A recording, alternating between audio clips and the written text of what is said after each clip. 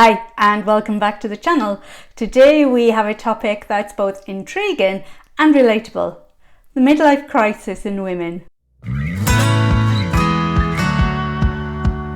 For years we've lived with the idea of a male midlife crisis. Buying a fast car, changing the way they dress, going out with younger women. But women experience this too. In fact, studies show that regardless of your sex, your happiness takes a bit of a dive during your midlife. But look at the good news, it goes back up again, and boy does it go back up. Many women in menopause or the perimenopause years or just midlife find themselves thinking, who am I? Where am I going? What am I doing here? And is this it? But what if you could turn your midlife crisis into a midlife breakthrough? It's not impossible. I know 3 women who have done just that, and I'll show you them at the end of this video. So if you find yourself feeling restless, uncertain, or even trapped in your current life, don't worry, you're not alone. And it doesn't have to be this way. Embracing change is a key aspect of navigating your midlife crisis.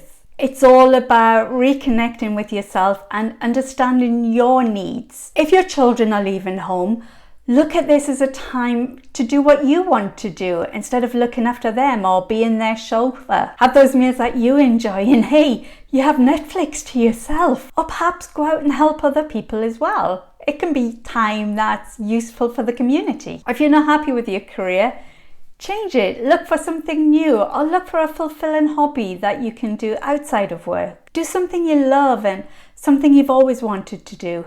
This is a time for change, and this is a time for you. If you think about it, our lives are full of change. I've lived in 6 different cities, for example, and each one's brought benefits to it. I've met the most amazing people, had incredible adventures, tried some pretty good food, and that's helped me grow as a person. So that's what midlife's about. It's just a change that can help you grow as a person. And of course, this wouldn't be a 50 cents video if I didn't mention well-being. I know it's a common theme, but it's so easy when we get into that rut and we feel down and we don't feel like life has anything for us not to look after yourself. And that's really the time when we should be looking after ourselves more.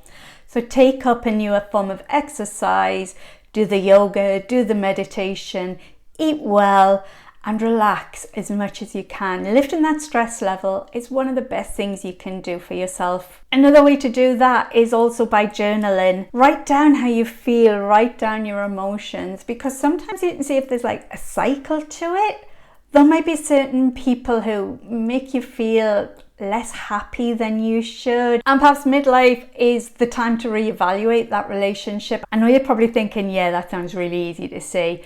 But I've had friendships that have broken down in the past because we've just grown in different ways. And yeah, it was hard at the time and sometimes you regret it. But overall, I know it's better because I get to do what I want to do, and that makes me happy. And I'm not being false because I'm no longer begrudging doing something that I don't really want to do and holding it against that other person. So what I'd like you to do tonight is get some paper and write down everything that you've achieved in your life, everything that you've done, and look at all the wisdom and experience you have.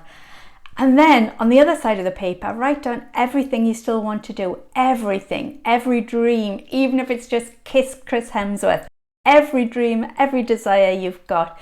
And you'll see that there's still a lot left to live for. You've still got a lot to do. So what you want out of life has changed as well. So don't start regretting the fact that you're not 20 anymore, because to be honest, I really don't want to be 20 anymore. My 20s were awful, and I am much happier now, trust me. I'm just kind of happier in that wise woman role. I feel that's where I am now.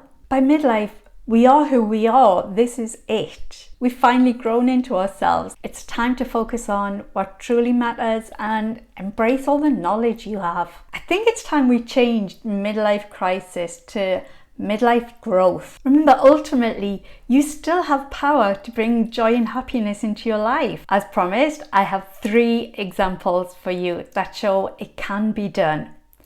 First off, Jo Mosley.